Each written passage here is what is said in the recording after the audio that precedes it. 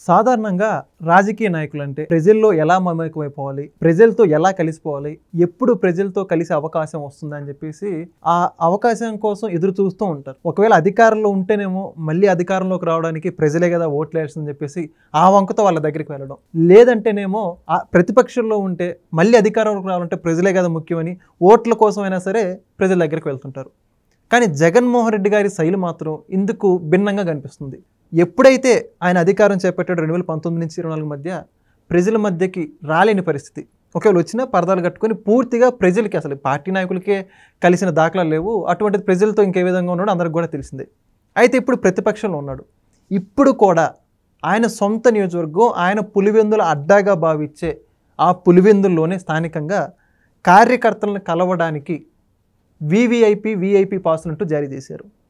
అసలుకి ఒక రాజకీయ నాయకుడు, అది కూడా మాజీ ముఖ్యమంత్రి, ఆ పులివెందుల ఎమ్మెల్యే అయినటువంటి ఆయన్ని కలవడానికి పాసులు ఏంటి అనుకుంటున్నారా? మరి ఇదే అంశానికి సంబంధించి పూర్తి విషయాలు తెలుసుకోవడానికి మనతో ఉన్నారు సీనియర్ పొలిటికల్ అనలిస్ట్ రాజేష్ అప్సని గారు. సార్ నమస్కారం అండి. నమస్కారం సార్. ఇప్పుడు రాజకీయ నాయకులు ప్రజల్లో ఏ విధంగా కలిసి ఉంటారో అందరికి కూడా తెలిసిందే. కానీ ఇప్పుడు జగన్మోహన్ రెడ్డి గారు మాత్రం నిన్నటి రోజున పులివెందుల జెడ్పీటీసీ ఉప ఎన్నిక అయిపోయిన తర్వాత తొలిసారిగా పులివెందులకు వచ్చినటువంటి వ్యక్తి ఆ ఓటమి గురించి ఇంకా కార్యకర్తలతో కలిసి సమీక్షించుకోవాల్సింది పోయి వాళ్ళని కలవడానికి కూడా కొంతమందికే లిమిటెడ్ పాసులు, వివిఐపి పాసులు జారీ చేసినట్టుగా వార్తలు అయితే వస్తున్నాయి. ఆ పాసులు కూడా వైరల్ అవుతున్నాయి. మొత్తానికి ఆ పాసులు ఏంటి, గోల్ ఏంటి అంటారు? అంటే జగన్మోహన్ రెడ్డి గారు ఒక టిపికల్ యాటిట్యూడ్ అయింది. ఆయన ఒక దైవాంశ సంభూతుడిలాగా, దేవదూతలాగా ఫీల్ అవుతుంటాడు. నేను ఈ సాధారణ పౌరులు, ఈ ప్రజలు వీళ్ళ టైపు కాదు, వీళ్ళంతా అర్భకులు, వీళ్ళు నన్ను కలవటం ఏంటి, నేను వీళ్ళని కలవటం ఏంటి అనే ఒక భ్రాంతిలో బతుకుతూ ఉంటాడు ఆయన. దానికి తోడు మోస్ట్ ఇంప్రాక్టికల్గా ఆలోచించే నాయకుడు ఆయన. ప్రజాస్వామ్యంలో ఉన్నాం, నీకు నువ్వు కోరుకొని ఒక రాజకీయ పార్టీ ఏర్పాటు చేసుకున్నావు, ప్రజలకి చేరువు కావాల్సిన అవసరం నీకుంది. ఇదే వ్యక్తి 2019 ఎన్నికలకు ముందు ఒకసారి గుర్తు చేసుకోండి. పాదయాత్ర సందర్భంగా ఈయన ఒక ప్లేస్లో నుంచునేవాడు. ఒక 500 మంది 600 మంది బారులుగా టిక్యూల్లో నుంచునేవాళ్ళు. వాళ్ళందరినీ ఇట్లా తలలు నిమిరేవాడు, ముద్దులు పెట్టేవాడు. ఆ రోజు ఆయనకి ఆ సలహా ఇచ్చారు, నువ్వు వాళ్ళ ముద్దులు పెడితే నీకు ప్రజలు ఓట్లు వేస్తారు, నువ్వు వాళ్ళ తలలు నిమిరితే నువ్వు ఒక కరుణామయుడిగా ప్రజల ముందు పోర్ట్రేట్ అవుతావు. సో ఆ రోజు తన అవసరం రీత్యా అలా నటించాడు. ఒక్కసారి ఆ ముఖ్యమంత్రి పదవిలోకి ఎంటర్ అయిన తర్వాత ఆయనలోంచి అసలు అపరిచితుడు బయటకు వచ్చాడు. స్ప్లిట్ పర్సనాలిటీ అంటారు కదా, దాంతో ఆ రెండో షేడు చూపించడం మొదలుపెట్టాడు. తన శాసనసభ్యులకు కూడా అపాయింట్మెంట్ లేదు, డిఫరెంట్ లేయర్స్ సృష్టించాడు. మహా అయితే కష్టపడి ఒక 4 రోజుల పాటు తిప్పలు పెడితే ధనుంజయ రెడ్డిని కలవచ్చు, ఆ తర్వాత పొరుల దండాలు పెట్టి ప్రాధేయపడితే సజ్జల రామకృష్ణారెడ్డిని కలవచ్చు. కానీ జగన్మోహన్ రెడ్డి గారిని కలవటం అని అంటే ఇక అది ఎక్స్ట్రీమ్. అంటే వీళ్ళు ఎంతో అదృష్ట జాతకులైతే ఎప్పుడోసారి ఆయన దర్శన భాగ్యం కలుగుద్ది. ఆయన పార్టీ ప్లేనరీ ఏర్పాటు చేయడానికి 3 ఏళ్ళు పట్టింది. ఆయన పార్టీ శాసనసభాపక్ష సమావేశం ఏర్పాటు చేయడానికి 3 ఏళ్ళు పట్టింది. 3 ఏళ్ల తర్వాత శాసనసభాపక్ష సమావేశం ఏర్పాటు చేస్తే ఎమ్మెల్యేలు మొత్తుకున్నారు ఆయన దగ్గర, బాబాబు మా నియోజకవర్గాల సమస్యల గురించి మాట్లాడాలి అని అంటే మాకు కష్టమైపోతుంది, కనీసం మాకు ద్వారదర్శనం అయిన ఇయ్యండి స్వామి అని చెప్పని వేడుకున్నారు ఎమ్మెల్యేలు.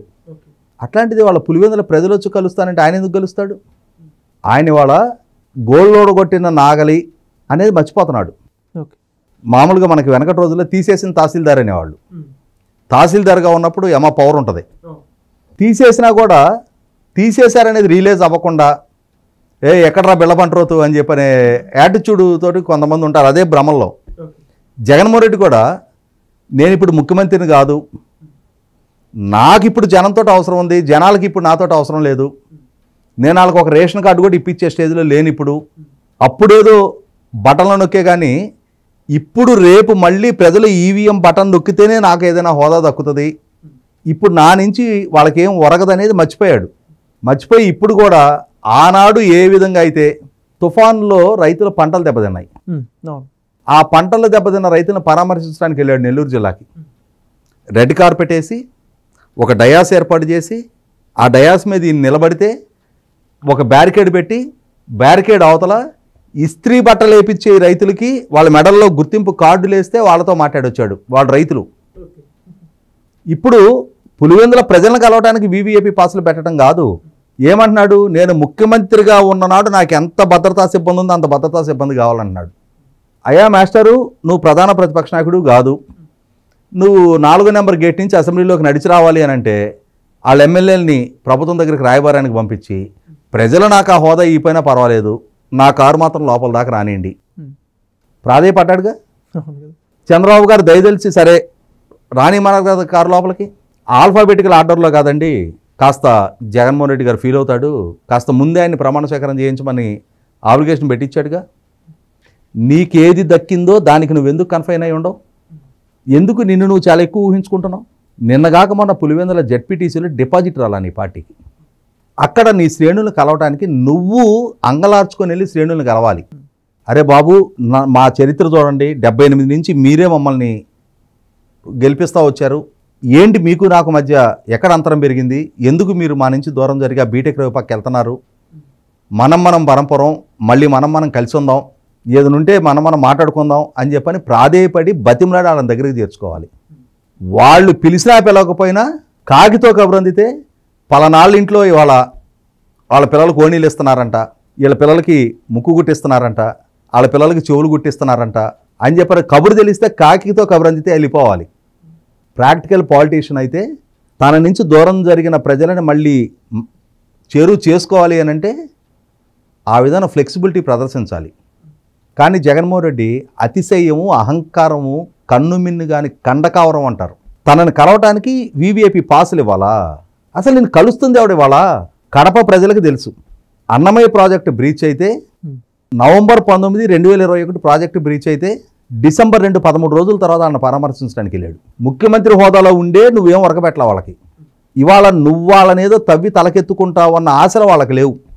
ఏదో రాజశేఖర రెడ్డి గారు అబ్బాయి కదా అని చెప్పని మర్యాదపూర్వకంగా నిన్ను కలిసి కాసేపు నిన్ను ఓదార్చుదామని చెప్పని వాళ్ళు అనుకుంటున్నారు. దానికి వీవీఐపీ పాసులు ఉండాలి, వీఏపీ పాసులు ఉండాలి, నీ పాసులు నీ దగ్గరే పెట్టుకోమని చెప్పని ఎవరిళ్లలో వాళ్ళు ఉంటారు. రేపటి రోజున నువ్వు పుట్టి పెరిగిన 47 సంవత్సరాలుగా మిమ్మల్ని ఆదరిస్తున్నా, ఇవాళ నువ్వు ప్రాతినిధ్యం వహిస్తున్న నియోజకవర్గంలో కూడా దిక్కుమొక్కు లేకుండా పలకరించే గతి లేని పరిస్థితులు మీకు ఎదురవుతాయి. కాబట్టి రాజకీయాల్లో కొనసాగాలి అనుకుంటే రాజకీయ నాయకుడిలా వ్యవహరించు, అంతేగాని రాజులాగా వ్యవహరిస్తే ఇది రాచరికం కాదు.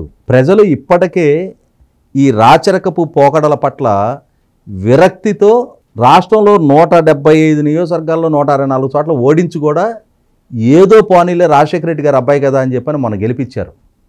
ఇదే పోకడ, ఇదే అహంకారాన్ని కనుక కొనసాగిస్తూ ఉంటే రేపటి రోజున ఈ పులివెందలలో కూడా మొట్టమొదటగా రాజశేఖర రెడ్డి కొడుకు ఓడి ఆ కుటుంబానికి కూడా ఒక అప్రతిష్ట చేస్తాడు. Thank you sir. Please subscribe to Leo News for more videos.